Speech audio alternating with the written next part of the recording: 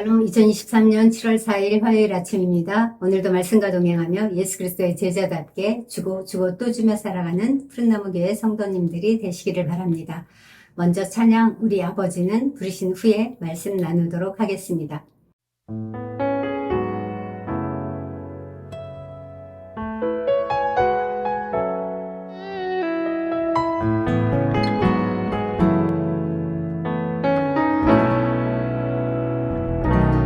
우리 아버지는 지금도 일하시네.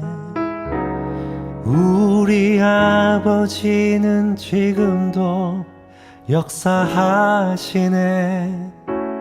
눈에 보이지 않아도 쉽게 느낄 수 없어도 우리 아버지는 지금도 일하시네.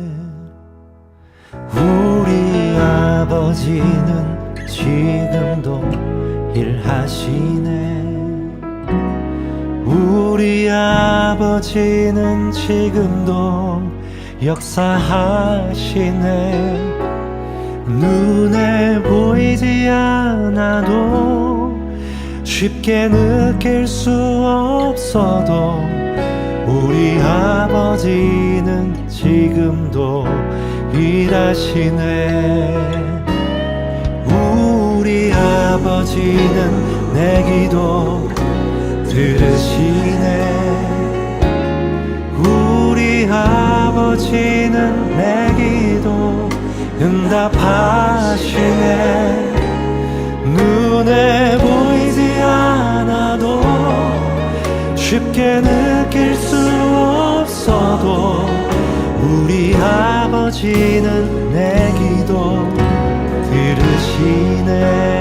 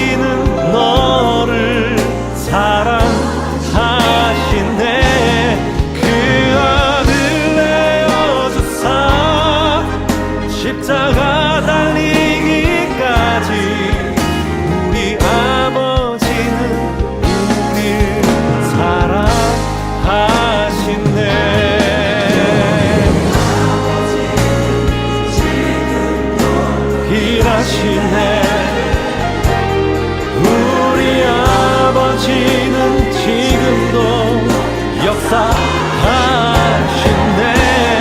눈에 보이지 않아도 쉽게 느낄 순 없어도 우리 아버지는 지금도 우리 아버지는 지금도 우리 아버지는 지금도 일하시네.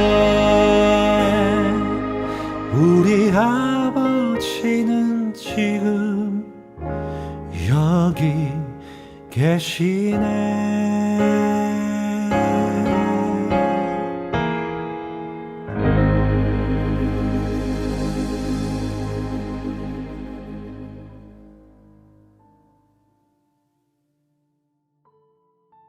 아멘. 그렇습니다. 우리 아버지는 보이지 않아도 느낄 수 없어도 여전히 살아서 역사하시는 분이십니다. 오늘 함께 나눌 말씀은 민수기 23장입니다. 22장부터 24장까지는 모압 왕 발락과 선지자 발람에 관한 이야기입니다. 오늘 23장에는 발람의 예언에 대해 나옵니다. 그렇다면 오늘의 주인공 발람은 누구일까요? 이미 잘들 아시고 계시겠지만 발람은 당시 최고의 명성을 얻고 있었던 주술사였습니다. 모압 왕 발락은 자기가 있는 모압 땅으로부터 무려 650km 정도나 떨어져 있는 그 먼 곳 부돌에 수차례 사신을 보내어 이 선지자 발람을 청해 왔습니다. 자기 땅 앞에 지금 60만 대군 200만이 넘는 이스라엘 인구가, 이스라엘 민족이 진을 치고 있는데 그들과 싸워 이길 자신이 없었기 때문입니다. 그런데 왜 이 발락 왕은 전쟁 준비에 힘쓰지 않고 뜬금없이 주술사 발람을 청해 온 것일까요? 이를 이해하기 위해서는 당시 고대 근동의 전쟁의 특징을 알아야 합니다. 당시의 전쟁은 국가 간의 전쟁이 아니었습니다. 고대인들은 모든 전쟁을 신들의 전쟁으로 이해했습니다.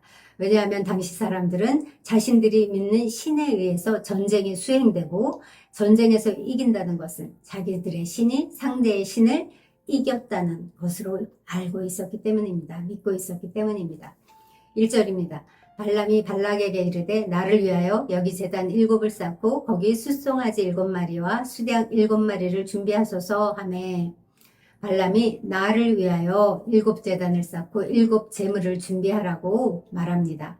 나를 위하여, 이 말은 이 제사가 애초부터 하나님을 위한 제사가 아니라 철저히 자기 자신을 위한 제사임을 증거합니다. 그는 자기의 탐욕을 위해 단을 쌓고 제사를 드림으로써 하나님의 동의와 협조를 구하고자 했던 것이죠.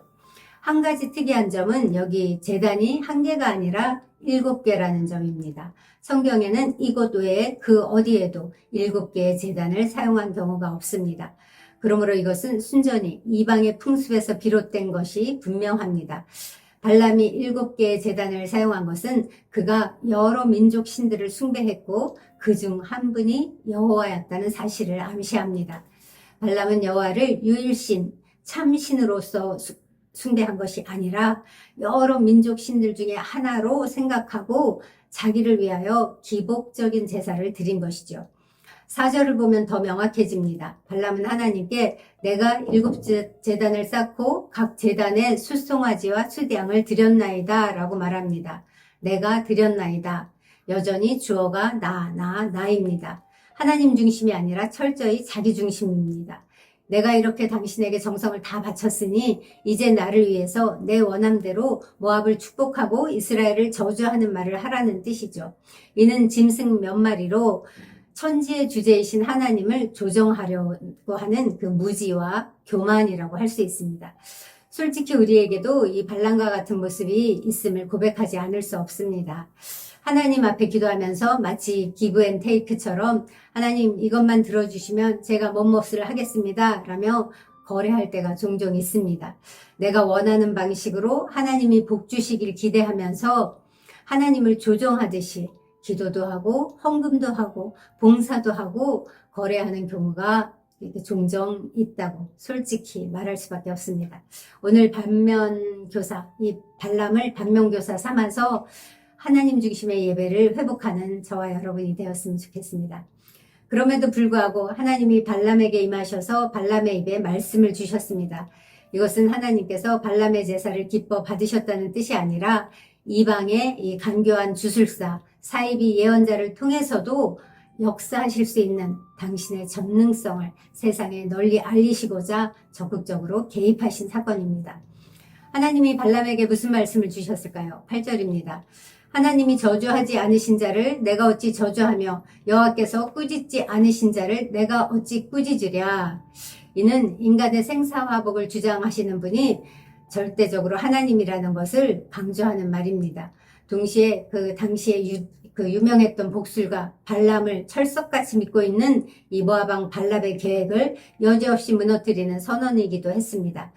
발람은 이스라엘을 저주하거나 축복하는 것이 순전히 그들의 주관자이신 하나님의 소관에 달려있지 자신은 거기에 아무런 영향도 끼칠 수 없다고 분명히 밝힌 것입니다. 그러나 여기서 우리가 기억해야 할 사실은 발람이 이스라엘을 저주하지 않은 것은 원하지 않아서가 아니라 할 수 없어서라는 점입니다. 즉 발람 자신으로서는 모압왕 발락이 제시한 그 부와 명예를 결코 놓치고 싶지 않았기 때문에 여기까지 왔지만 하나님의 강권적인 저지에 의해 할 수 없었던 것뿐입니다. 그러면서 갑자기 뜬금없이 나는 의인의 죽음을 죽기 원하며 나의 종말이 그와 같기를 바라노라 라고 고백합니다. 아마도 하나님이 어미하시는 그 영광스럽고도 축복된 이스라엘 진영을 목격하고는 자신도 모르게 감동되어서 자기도 의인처럼 살다가 죽기를 간절히 소망하게 되었던 것 같습니다. 의인의 죽음이란 생의 완성이자 영생으로 들어가는 통로이자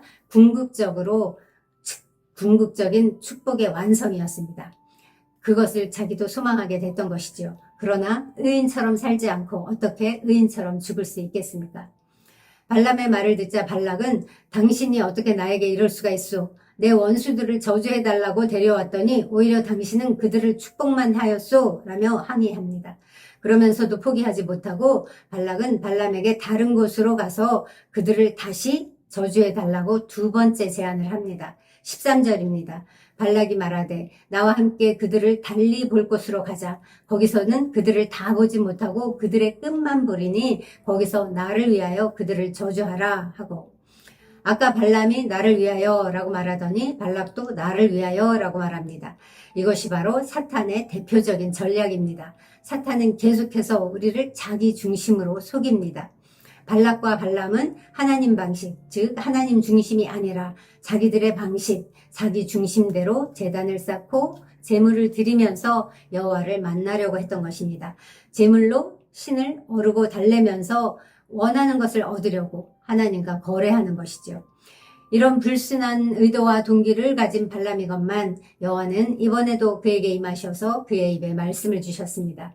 그렇습니다. 우상은 말을 못하지만 우리 하나님은 언제든 말씀하실 수 있는 분이십니다. 우리 입에 할 말씀을 주시는 분이십니다. 오늘 민수기 23장을 통해 내게 주시는 말씀이 무엇인지 귀담아 듣고 그리고 그것을 전하고 나누는 그러한 축복, 이 말씀의 통로가 되기를 원합니다. 여기 발람이 한 말 중에 가장 유명한 말씀이 나옵니다. 19절입니다. 하나님은 사람이 아니시니 거짓말을 하지 않으시고 인생이 아니시니 후회가 없으시도다. 어찌 그 말씀하신 바를 행하지 않으시며 하신 말씀을 실행하지 않으시랴. 이 말씀은 제가 개인적으로 체험한 말씀이기도 합니다. 오래전 말씀을 묵상할 때 하나님께서 저에게 내가 너를 진리를 증거하는 자가 되게 하겠다라고 말씀하신 적이 있습니다. 그때 저는 하나님 무슨 말씀이세요? 제가 어떻게 그런 일을 하겠어요? 저는 그런 일을 할 사람이 아니에요. 라며 극구 거부한 적이 있었어요. 그때 하나님께서 놀랍게도 바로 이 말씀을 주셨습니다. 마치 얘야 나는 사람처럼 거짓말을 하지 않는단다. 나는 사람의 아들처럼 변덕을 부리지도 않는단다. 말하고 그대로 하지 않는 법이 없고 내가 한 말을 그대로 이루지 않는 법이 없단다 라고 말씀하시는 것 같았습니다. 그리고 어떻게 되었을까요? 여러분들이 지금 보시다시피 제가 이 자리에 있습니다. 하나님은 말씀하신 바를 온전히 지킴으로써 당신의 영광과 명예를 보존하시는 분이십니다. 당신의 섭리와 경륜에 있어서 털끝만큼도 후회가 없으신 분이시기 때문에 계시하신 것, 언약하신 것을 반드시 진실하고 신실하게 이루십니다. 제가 그 증인입니다. 21절에는 하나님의 위대한 축복의 말씀이 나옵니다. 여호와는 야곱의 허물을 보지 아니하시며 이스라엘의 반역을 보지 아니하시도다. 여호와 그들의 하나님이 그들과 함께 계시니 왕을 부르는 소리가 그 중에 있도다. 이것은 하나님의 사죄의 은총을 가리키는 말씀입니다. 이 말씀은 십자가의 도를 계시하는 놀라운 말씀이기도 합니다. 우리들이 비록 허물 많은 존재이지만 예수님의 보혈을 믿는다는 그 사실 하나로 우리를 의롭다 하시는 하나님의 사유의 은혜, 용서하시는 은혜에 감사와 찬양을 드리지 않을 수 없습니다. 이 은혜 때문에 죄로 죽을 수밖에 없는 저희들이 지금 이렇게 참 자유를 누리며 하나님의 자녀, 성도의 삶을 살게 되었습니다. 이어서 발람은 야곱을 해할 점술이 없고 이스라엘을 해할 복술이 없다고 선포합니다. 왜 그럴까요?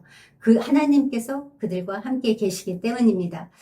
죄와 함께 거하실 수 없는 거룩하신 하나님이 그들과 함께 계신다는 것은 하나님께서 이미 이스라엘의 허물을 보지 않았다는 증거입니다. 이스라엘과 하나님이 특별한 언약 관계로 맺어진 그런 축복된 민족이라는 뜻이기도 합니다. 그러니 그 어떤 용한 점술사라 해도 감히 이스라엘을 저주할 수가 있겠습니까? 발람이 두 번째에도 이스라엘을 이렇게 축복하자 발락이 버럭 화를 냅니다. 그들을 저주하지도 말고 축복하지도 마시오. 자신의 두 번째 계획조차 이렇게 수포로 돌아가자 안타까움, 분노, 절망으로 부르짖은 것입니다. 이처럼 악인의 계획은 궁극적으로 처참한 실패로 돌아갈 수밖에 없습니다. 금방 저주하지 말라고 소리친 발락은 그런데 아직도 미련을 버리지 못하고 발람에게 세 번째 제안을 합니다. 내가 너를 다른 곳으로 인도하리니 네가 거기서 나를 위하여 그들을 저주하라 라고 말합니다. 우린 여기서 끝내 자기를 내려놓지 않는 악의 집요성을 발견합니다. 발람 역시 하나님의 거듭된 계시에도 불구하고 자기의 사악한 의지를 꺾지 않습니다. 발람은 또 여전히 자기를 위하여 이전에 그 두 번의 경우와 똑같은 방식으로 제사 준비를 하라고 시킵니다. 하나님이 저주하지 않으신 자를 내가 어찌 저주하며 여호와께서 꾸짖지 않으신 자를 내가 어찌 꾸짖을 수 있냐 이렇게 말했고 그들을 해할 사술이나 복술이 없다라고 멀쩡히 말하더니 겉으로만 하나님의 말씀을 철저히 따르는 척하고 속으로는 여전히 자기의 욕심대로 움직이는 이중적인 태도를 고스란히 보여주는 장면이 아닐 수 없죠. 인간이 물질의 노예로 전락하면 이렇게 추악해지는 것일까요? 인간의 끝없는 그 욕망의 현 주소가 이런 것일까요? 그래서 성경은 발람을 뇌물을 밝히는 자, 불의의 삭슬 사랑한 자, 삭슬 위하여 어그러진 길로 몰려간 자라고 평가합니다. 그를 한마디로 표현하면 성령으로 시작했다 육체로 마친 선지자라고 할 수 있습니다. 이 말씀 앞에 저와 여러분은 어떠신지 한번 돌이켜보는 시간 가지시기 바랍니다. 그러므로 우리는 깨어 있어야 합니다. 근신해야 합니다. 사실 하나님의 뜻을 파괴하려는 사단과 그 무리들은 지금도 하나님의 축복을 손상시키기 위해서 안간힘을 씁니다. 우리가 하나님의 사람들이 멸망으로 치닫기까지 사탄은 잠들지 않고 일합니다. 오늘 민수기 23장 발람의 모습을 통해 우리는 두 가지 사실을 배웠습니다. 첫째, 예배는 내가 원하는 방식이 아니라 하나님이 기뻐하시는 방식으로 드려야 한다는 것.